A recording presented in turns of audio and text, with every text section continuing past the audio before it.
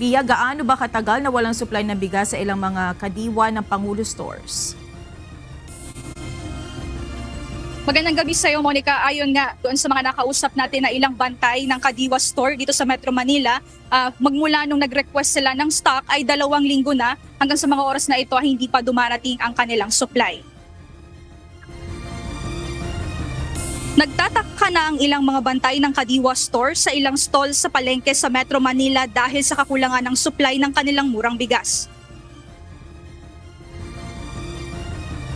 Sa ngayon po, ay yun nga po, 2 linggo na po na walang supply. Si Mang Javier na laging tutok sa kanyang pagbebenta, napansin na 2 linggo na ang nakalipas pero wala pa rin ang kanilang inaasahan na dating ng murang bigas. Ayon kay Mang Javier, nabantay ng Kadiwa Store sa Kamuning Market, talaga naman aniyang hinahanap ng mga mamimili ang bigas sa Kadiwa. Ay napakarami pong namin dahil isang truck mong dalahin dito yun eh. Truck mong dalahin dito. Ay ngayon po ay medyo ako man hindi makapagtanong dahil nakakahiya naman di ba. Dahil alam naman ang ating gobyerno nga ay masyadong busy. Dagdag pa nito, 4 na araw pa lang itong nakadisplay sa kanilang stalls ay nasusold out na agad. 50 hanggang 100 sako aniya ang ibinabagsak sa kanila na mabilis din naman na nauubos ng mga consumer. Kaya naman hindi na rin niya maitago ang inip sa tagal ng pagdating ng supply ng murang bigas, lalo pa at talagang binabalik-balikan ng mga mamimili. Ganito rin ang sinabi ni Apple May, bantay at cashier sa Kadiwa ng Pangulo Store sa Maypaco Market.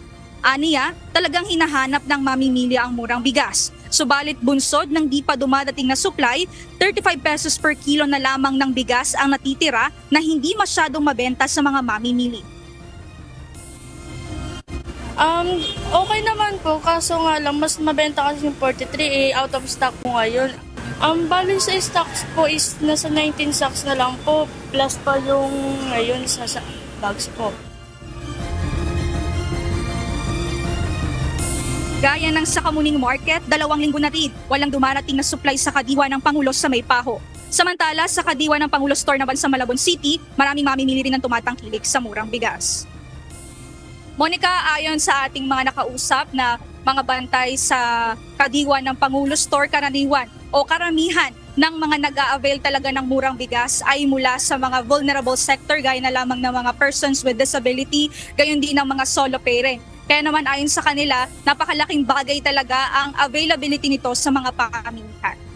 At yan muna ang update mula dito. Balik sa iyo, Monica. Maraming salamat, Mia Alonso, live mula sa Muñoz Market.